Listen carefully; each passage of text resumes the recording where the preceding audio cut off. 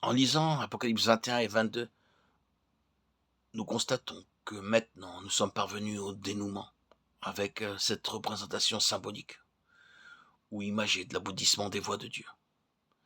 Il est assurément très impressionnant et très important de constater qu'en touchant au but et en se voyant accorder une vision de la cité céleste, nous retrouvons systématiquement l'expression l'agneau. À cette reprise, celle-ci apparaît en rapport avec la cité céleste. Tout est fondé sur l'agneau. Celui-ci marque de son empreinte et rehausse toute chose. Quand l'ange dit « Viens ici », il aurait tout aussi bien pu dire « Je te montrerai l'agneau », car tout émane de lui et tout se résume en lui dans la Bible. L'agneau nous ramène au plan initial de Dieu. Un peuple qui répond au cœur et à la pensée de Dieu, et c'est l'agneau qui en est le garant. Nous avons maintenant le fruit de son œuvre sous les yeux.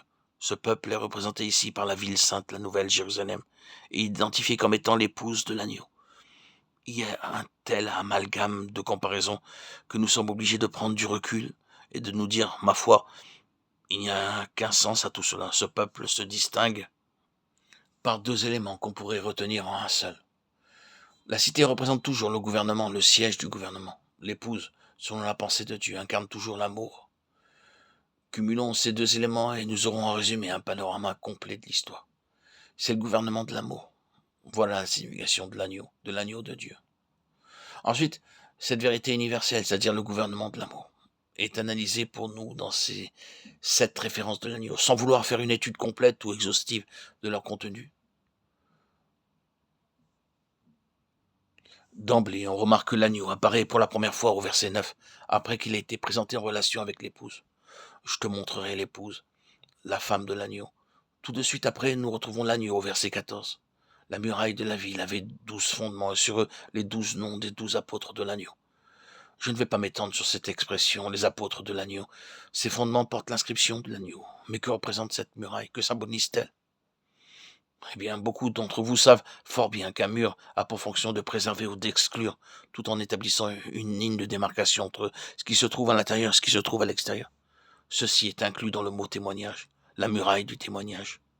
Nous sommes ici en présence d'une grande et haute muraille, et quand on considère les dimensions de la muraille de cette ville, on s'aperçoit qu'elle est d'une étendue et d'une hauteur considérable.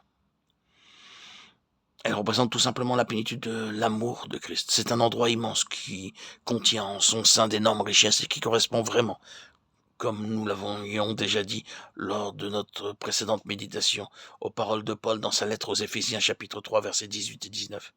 Que vous puissiez comprendre avec tous les saints quelle est la largeur, la longueur, la profondeur et la hauteur et connaître l'amour de Christ qui surpasse toute connaissance.